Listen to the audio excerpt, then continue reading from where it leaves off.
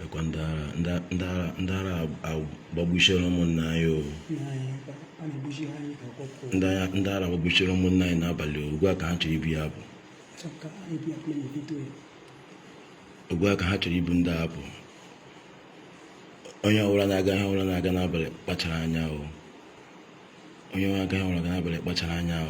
ndị agbụsị na ọgbagbuchi ụmụnna anyị n'abalị ugbu a na-aka ha chọ ibu ha pụrụ ihe ebe ha mmadụ ha pakịchara ha na Hilos and na senta ebe a ka ha pakịchara ha na lee ha pụọla.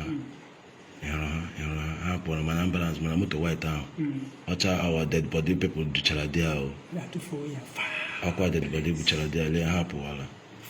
gị na ahụ ha pụọla lekwa lee ha pụọla nke akwa mmadụ juru dị a lee ha ekpuchisiala ha ebupụwala ha akwa onye ọbụla dịkwa kefụ Chineke mee lee ha no less than 10 to 15 people Hilos ndị niile ejuchara eju. Jesus Christ.